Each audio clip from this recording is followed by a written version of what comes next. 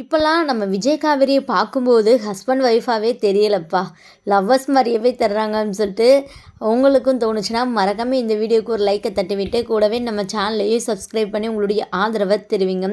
ஏன்னா இங்கே விஜய் பண்ணுற சேட்டையெல்லாம் பார்க்கும்போது அப்படி தான் தெரியுது. இங்கே காவேரியோட மனசை மாற்றணும், அவங்கள சமாதானப்படுத்தணும், இம்ப்ரெஸ் பண்ணணும்னு சொல்லிட்டு நம்ம விஜயும் பல வேலைகள் பார்த்துட்டு தர்றாங்க. நம்ம காவேரி பின்னாடியே ஃபாலோ பண்ணிட்டுலாம் போகிறாங்க. இதெல்லாம் பார்க்கும்போதுமே பார்த்திங்கன்னா நம்மளுக்கு தோன்ற ஒரே விஷயம், இப்போ பார்த்திங்கன்னா நம்ம விஜய் காவேரி 2 பேருமே லவ்வர்ஸ் மாதிரி தான்.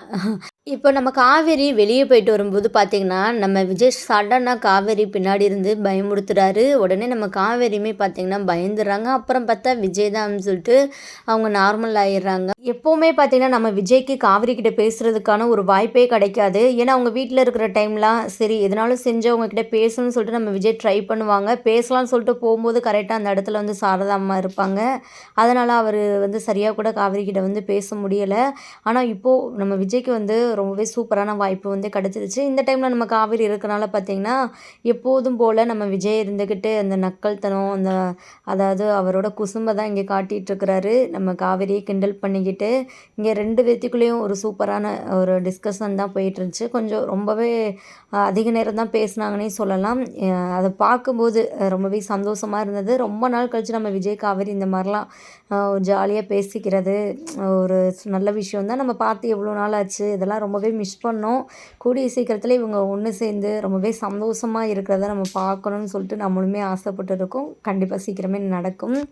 இங்கே விஜய் இருந்துக்கிட்டு பார்த்திங்கன்னா நம்ம காவேரி என்னெல்லாம் வீட்டுக்கு வாங்கிட்டு போகிறாங்க அப்படின்னு சொல்லிட்டு அவங்க வச்சுருக்க பேக்கில் எல்லாமே எடுத்து வந்து பார்த்துட்ருக்குறாங்க. எல்லாமே எனக்கு பிடிச்ச மாதிரி இருக்கே அப்படின்னு சொல்லிட்டு கையில் காலிஃப்ளவரை தூக்குறதா இருக்கட்டும், அப்புறம் பார்த்திங்கன்னா முறுக்கு தட்டு அதெல்லாம் எடுத்து புருஷனை விட்டு பிரிஞ்சிருக்குன்னு சொல்லிட்டு உனக்கு கொஞ்சமாச்சும் கவலையாக இருக்கா, நல்லா நொறுக்கு திணி, நல்லா நொறுக்குன்னு வீட்டுக்குள்ளே வச்சு தின்ற போலையே அப்படி இப்படின்னு சொல்லிட்டு நல்லாவே கிண்டல் பண்ணிகிட்டு இருக்கிறாரு. உடனே வந்து நம்ம காவேரி இருந்துக்கிட்டு இதெல்லாம் வந்து எனக்கு கிடையாது, இது வந்து நர்மதாக்கு அப்படின்னு சொல்லிட்டு வந்து சொல்கிறாங்க. அப்படியா, நான் கூட உனக்கு தான் நினச்சேன், நர்மதா கூட உனக்கு இதெல்லாம் பிடிக்குமா அப்படின்னு சொல்லிட்டு இங்கே நம்ம விஜய் வந்து பேசிகிட்டு இருக்கிறாங்க. இந்த மாதிரி ஒரு சில விஷயங்கள்லாம் பார்த்திங்கன்னா நம்ம விஜய் காவேரி 2 பேருமே பற்றி பேசிகிட்டு இருக்கிறாங்க. இங்கே பார்த்திங்கன்னா நம்ம விஜய் இருந்துக்கிட்டு என்ன சொல்கிறாருன்னு பார்த்திங்கன்னா ரொம்பவே இளைச்சி போயிட்டாராமா. சாப்பிடாம காவேரி மிஸ் பண்ணுற ஃபீலிங்ஸில் வந்து பார்த்திங்கன்னா அவர் சரியாகவே சாப்பிட்லையாமா. அதுவும் 1/4 கிலோ வந்து குறைஞ்சிட்டாராம் பாருங்களேன். என்னங்க விஜய் காமெடி பண்ணாலும் இந்த அளவுக்குலாம் ஒரு காமெடி நாங்கள் எதிர்பார்க்கல. இந்த இடத்துல தான் வந்து நம்ம காவேரி இருந்துக்கிட்டு ஒரு செக் வச்சுருப்பாங்க. எனக்கு டெய்லியுமே இப்போலாம் பிரியாணி வாசம் வருது வீட்டுக்கு, கதவை திறந்தாலே போதும். என் பக்கத்து வீட்டுக்காரங்க டெய்லியுமே பிரியாணி சாப்பிட்றாங்க போல் அப்படின்னு சொல்லிட்டு இங்கே விஜய் தான் டெய்லியும் பிரியாணி தான் சாப்பிட்றாரு போல். அதை தான் வந்து அந்த இடத்துல வந்து சொல்கிறாங்க. உடனே விஜய்க்கு ஒரே அசிங்கமாக போயிடுது. உடனே ஆமாம் நான் வந்து ரொம்பவே கவலையாக இருக்கேல, உனக்கே தெரியல நான் கவலையாக இருந்தால் பிரியாணி தான் சாப்பிடுவேன்னு சொல்லிட்டு அப்படி இப்படின்னு சொல்லிட்டு சமாளிக்கிறாரு. காவேரி அப்படியா சரி சரி அப்படின்னு சொல்லிட்டு வந்து சொல்லிட்டு இருக்கிறாங்க. இங்கே காவேரி சின்ன குழந்த மாதிரி பார்த்திங்கன்னா லேட்டாகிருச்சு, அம்மா தேடுவாங்க, நான் வீட்டுக்கு போகணும் அப்படின்னு சொல்லிட்டு பார்த்திங்கன்னா இங்கே விஜய் பேசிகிட்டு இருக்கும்போதே சொல்ல ஆரம்பிச்சிட்டாங்க. அது மட்டும் இல்லாமல் இங்கே விஜய் பேச ஒரு சில விஷயங்களுமே நம்ம காவேரிக்கு வந்து பிடிச்சிருக்கு. மறுபடியுமே அக்ரிமெண்ட் இந்த மாதிரி போடுற மாதிரி தான் பேசிகிட்டு இருக்கிறாங்க சும்மா விளையாட்டாக. அதாவது விஜய் இருந்துக்கிட்ட வந்து என்ன சொல்கிறான்னு பார்த்தீங்கன்னா இதுக்கப்புறம் அக்ரிமெண்ட் போட்டால் அது வந்து 100 வருஷம் தான் அக்ரிமெண்ட் அந்த மாதிரி வந்து சொல்கிறாங்க. இப்போ கூட உங்களுக்கு அக்ரிமெண்ட் போட்டு நான் மறுபடியும் உங்கள் வாழ்க்கையில் வந்து நடிக்கணும்னு நினச்சிட்ருக்கீங்களான்னு சொல்லிட்டு வந்து கேட்குறாங்க. நான் தான் 100 வருஷம்னு சொல்கிறேன்ல, அப்போவே உனக்கு புரியலை, அந்த அக்ரிமெண்ட் மட்டும் தான் உன் கண்ணுக்கு தெரியுதா? 100 வருஷம் நீ என் கூட சந்தோஷமாக வாழணும் சரியா, அதுக்கு தான் நானும் ஆசைப்பட்றேன். அது மட்டும் இல்லாமல் இப்போது அத்தை தானே வந்து கோவமாக இருக்கிறனால தானே நீ வந்து அங்கே இருக்கிற, நான் கண்டிப்பாக சீக்கிரமே அத்தையை சமாதானப்படுத்திடுவேன். நீ என் கூட தானே கடைசி வரைக்கும் வாழ போகிற, அப்புறம் ஏன் இந்த மாதிரிலாம் வந்து மூஞ்சியை திருப்பிட்டு போகிறேயா, அவங்க இல்லாதப்போ கொஞ்சம் நார்மலாக தான் என்கிட்ட பேசுவேன் அப்படி இப்படின்னு வந்து சொல்லிட்டு இருக்கிறாங்க. அதெல்லாம் முடியாது அப்படின்னு சொல்லிட்டு நம்ம காவேரி இருந்துக்கிட்டு விஜயை வந்து நீங்கள் போயிட்டு பாட்டி தத்தை கூட அங்கே போயிட்டு வீட்டில் இருங்க, இங்கேருந்து தயவு செஞ்சு போங்க அப்படின்னு சொல்லிட்டு வந்து சொல்கிறாங்க. அதெல்லாம் போக முடியாது, என் பொண்டாட்டியை விட்டுட்டு நான் போகவே மாட்டேன், என் பொண்டாட்டி அப்புறம் அங்கே போய்ட்டு நான் எப்படி பார்க்குறது அந்த மாதிரி வந்து சொல்லிட்டு இருக்கிறாங்க. என்னமோ பண்ணுங்கள், நீங்கள் இங்கே இருக்கிற வரைக்கும் இங்கே இருக்க வந்து அம்மாவை வந்து நீங்கள் சமாதானப்படுத்துறதுக்கு வாய்ப்பே இல்லை. அவங்கள இன்னுமே நீங்கள் கோவப்படுத்தி தான் பார்க்குறீங்க. ஏன்னா உங்களுக்கு உங்கள் மேலே அம்மா இப்போலாம் செம்ம வெறுப்பில் தான் இருக்கிறாங்க, நீங்கள் பண்ணுறது எதுவுமே சுத்தமாக பிடிக்கல அப்படி இப்படின்னு சொல்லிட்டு அந்த இடத்த விட்டு நம்ம காவேரி போயிடுறாங்க. அது மட்டும் இல்லாம பார்த்தீங்கன்னா, அவங்க பேசிட்டு இருக்கும்போது ஒண்ணு சொல்லியிருப்பாங்க. இந்த மாரி காவிரி வந்து விஜய் பிரியாணி பிரியாணி டெய்லி சாப்பிட்றதா வந்து சொல்லும்போது, இங்கே விஜய் இருந்துக்கிட்டு, இந்த மாரி கடையிலேயே சாப்பிட்டு போர் அடிச்சு போச்சு. எனக்கு யாரு சமைச்சு தருவா? என் பொண்டாட்டி என்ன என் கூடவா இருக்காங்க? பக்கத்துல இருந்தாலுமே சில பேர்லாம் எனக்கு சமைச்சு தரமாட்டாங்க. ஹோட்டல்ல சாப்பிட்டு, சாப்பிட்டு எனக்கு சுத்தமாவே பிடிக்கல. வயிறும் சரியில்ல அப்படி இப்படின்னு சொல்லிட்டு ஒரு மாரி ஃபீல் பண்ற மாரியே பேசுறாரு நம்ம விஜய். இத கேட்ட காவேரிக்குமே ஒரு இடத்துல வந்து பார்த்தீங்கன்னா, அப்படியே பாவமா தெரியுது விஜய பார்க்கும்போது. அதையுமே வந்து விஜய் நோட் பண்ணிடுறாரு. "என்ன அப்படியே புருஷன் மேல பாசம் பொங்குதோ காவேரி?" அப்படின்னு சொல்லிட்டு கிண்டல் பண்றாங்க. உடனே அதெல்லாம் இல்ல. அதெல்லாம் ஒண்ணும் இல்ல அப்படின்னு சொல்லிட்டு காவேரி வந்து சொல்லுவாங்க. உண்மையாவே வர வர பார்த்தீங்கன்னா, நம்ம இந்த எபிசோட்லாம் எத்தனை டைம் வேணா பார்க்கலாம் போல. அந்த அளவுக்கு எல்லாமே ரொம்பவே சூப்பரா இருக்கு. அவங்க பேசுற வார்த்தைகள், அவங்க பண்ற காமெடி எல்லாமே வந்து அவ்வளோ அழகா இருக்கு. இன்னைக்கெல்லாம் வந்து இந்த நம்ம விஜய், காவேரி 2 பேருமே பேசிக்கிட்டது, அதெல்லாம் அவ்வளோ அழகா இருந்தது. செம்ம க்யூட்டா இருந்தது. இன்னொரு பக்கம் பார்த்தீங்கன்னா, விஜய்னால ரொம்பவே சாரதா அம்மா அப்செட்ல இருக்கிறாங்க. எப்படினாலும் விஜய் இங்கேருந்து அனுப்பிச்சு விட்டணும் ஒரு முடிவோட தான் இருந்துட்டு இருந்தாங்க. இத பத்தியுமே பார்த்தீங்கன்னா, மறுபடியுமே ஹவுஸ் ஓனர் கிட்ட வந்து பேசுறதுக்காக போறாங்க. ஆனா, ஹவுஸ் ஓனர நல்லாவே வந்து நம்ம விஜய் வந்து பிக்கப் பண்ணி வச்சுட்டாரு. அந்த அளவுக்கு என்ன பண்ணி கரெக்ட் பண்ணி வச்சாருன்னு தெரியல. எல்லாமே வந்து நம்ம விஜய்க்கு சப்போர்ட் பண்ணி தான் வந்து ஹவுஸ் ஓனர் வந்து பேசிட்டு இருக்கிறாங்க. இங்க சாரதாம்மா ஸ்ட்ரெயிட்டா வந்து நம்ம விஜய பத்தி ஹவுஸ் ஓனர் கிட்ட வந்து கம்ப்ளைண்ட் பண்ண ஆரம்பிச்சுட்டாங்க. இந்த மாரி இந்த பையன் ரொம்பவே டிஸ்டர்ப் பண்றான். குடிக்கிறான், குடிக்கிறான். இந்த மாரி கூத்தடிச்சுட்டு இருக்கிறான் அப்படின்னு சொல்லிட்டு சொல்லும்போது, இங்க பார்த்தீங்கன்னா, நம்ம ஹவுஸ் ஓனர் நானும் தாம்மா அந்த இடத்துல இருந்தேன். அந்த பையன டெய்லியுமா குடிக்கிறான். எப்பாச்சும் ஒரு டைம் இதில என்னம்மா இருக்கு? அப்படி இப்படின்னு சொல்லிட்டு இங்க விஜய்க்கு சப்போர்ட்டா தான் வந்து பேசிட்டு இருக்கிறாங்க.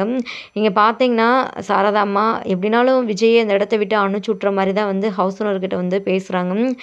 ரொம்பவே டிஸ்டர்ப் பண்றா. அது மட்டும் இல்லாம ஓயாம எங்க வீட்டுக்கு அடிக்கடி வந்து அது வேணும், இது வேணும்னு சொல்லிட்டு டார்ச்சர்லாம் பண்ணிட்டுருக்கிறாரு. அப்படி இப்படின்னு சொல்லிட்டு சொல்றாரு. அப்பவுமே பார்த்தீங்கன்னா, ஹவுஸ் ஓனர் விஜய் விட்டு தராப்புல இல்ல. உங்களுக்கு இங்க வந்து பிடிக்கல, வசதியா இல்ல அப்படின்னு சொல்லிட்டு நினைச்சீங்கன்னா, நீங்க வேணா வீட காலி பண்ணிக்கோங்க. என்னால அந்த தம்பியெல்லாம் வீட்ட விட்டு வெளிய அனுப்ப முடியாது. அந்த மாரி வந்து சொல்லிர்றாங்க. இதனால சாரதாம்மா ஒரு மாதிரி ஃபீல் பண்ண ஆரம்பிச்சுடுறாங்க. அவங்க கண்டிப்பா நெனச்சிருப்பாங்க, இந்த ஹவுஸ் ஓனர் கூடயும் அதுக்குள்ளேயும் இந்த விஜய் வந்து கரெக்ட் பண்ணிட்டாரே அப்படின்னு சொல்லிட்டு தான். இந்த வார்த்தைய ஹவுஸ் ஓனர் பேசுனதுமே இங்க குமரனுக்கு ரொம்பவே ஷாக்கா இருக்கு. அப்புறம் பார்த்தீங்கன்னா, சாரதாம்மா வாங்க வீட்டுக்கு போலாம். எதுனாலும் பார்த்துக்கலாம்னு சொல்லிட்டு வந்து எங்க சாரதாம்மாவ வந்து கூட்டு போயிறாங்க. வேற வழி இல்ல. ஏன்னா இப்போதைக்கு அவங்க அந்த வீட்ல தான் இருக்கணும். சடனா வந்து ஒரு வீடெல்லாம் வந்து தேடி அங்கெல்லாம் போயிருக்க கிடைச்சிராது. இந்த வீடுமே அவ்வளோ சீக்கிரத்தில. வேற வழி இல்ல. அங்கே தான் அவங்க இருந்தாகணும் அப்படின்னு சொல்லிட்டு இங்க குமரனுக்கு நல்லாவே தெரியும். கொஞ்ச நாளாச்சும் ஒரு வீடு பார்க்கணுன்னா கொஞ்சம் நாளாச்சு எடுத்துக்கும். டக்குன்னு இப்படி வந்து அவங்க சொன்னதுமே வீட்ட காலி பண்ணிட்டு போ முடியாதுல்ல. அத புரிஞ்சுக்கிட்டு நம்ம குமரன் பார்த்தீங்கன்னா, அந்த இடத்த விட்டு விலகிறாங்க. இப்ப கரெக்ட்டா ஓனர வீட்ட விட்டு வெளிய நம்ம சாரதா, குமரன் வரும்போது, அதே பக்கம் வந்து பார்த்தீங்கன்னா, நம்ம விஜய் வந்து வராரு. எப்போதும் போல இவங்கள பார்த்தீங்கன்னா, ஒரு மாதிரி நக்கலா சிரிச்சுக்கிட்டு இங்க ஓனர பார்க்கறதுக்காக வராரு. நடந்த எல்லா விஷயத்தையுமே ஹவுஸ் ஓனர் வந்து பார்த்தீங்கன்னா, விஜய் கிட்ட வந்து சொல்றாங்க. இத கேட்ட விஜய்க்கு வந்து ரொம்பவே சந்தோஷமா இருக்கு. இன்னுமே அவர்கிட்ட எக்ஸ்ட்ரா ஃபிட்டிங் வந்து போடுறாங்க. நான் வேணா பார்த்தீங்கன்னா, இன்னுமே உங்களுக்கு எக்ஸ்ட்ரா வந்து அமௌண்ட் தரேன். ஆனா தயவு செஞ்சு என்ன மட்டும் இங்கேருந்து அனுப்பிச்சு விட்றாதீங்க. அதே மாரி அவங்களையுமே அனுப்பிச்சு விட்றாதீங்க. அவங்களும் பாவம் தானே! அப்படின்னு சொல்லிட்டு வந்து சொல்லிட்டு இருக்கிறாரு. இங்க விஜய் பேசுறத கேட்டு பார்த்தீங்கன்னா, ஹவுஸ் ஓனர் மயங்கிர்றாரு. எப்படி அவர் பேச்சாலேயே மயக்குறாருன்னே சொல்லலாம் எல்லாத்தையும். உடனே ஓனர்கிட்ட உங்க மனசு எவ்வளோ நல்ல மனசு அவங்க. ஆனா உங்கள வெளிய அனுப்பணும்னு சொல்லிட்டு ஒரு முடிவோட இருந்தாங்களே அப்படின்னு சொல்லிட்டு சொல்லிட்டு இருக்காரு. பரவால்ல, பரவால்ல மன்னிச்சு விட்டுறலாம் அப்படின்னு சொல்லிட்டு விஜய் வந்து சொல்றாரு. இன்னொரு பக்கம் நம்ம ப்ரொமோல பார்த்தது தான் இங்க பார்த்தீங்கன்னா போயிட்டுருக்கு. அதாவது எல்லாமே வரல. அந்த ஒரு சீன் மட்டும். இப்போ தான் குமரன் வந்து வீட்ல எல்லார்கிட்டயும் இந்த மாரி அவரு முடிவ வந்து சொல்லிட்டுருக்குறாங்க. இந்த மாரி ஒரு ஒரு கடை எடுக்க போறேன். நல்லா டெவலப் பண்ண போறேன். ஒரு டிசைனர் ஸ்டூடியோ வந்து வைக்க போறேன். இந்த மாரி வந்து சொல்லிட்டுருக்குறாங்க.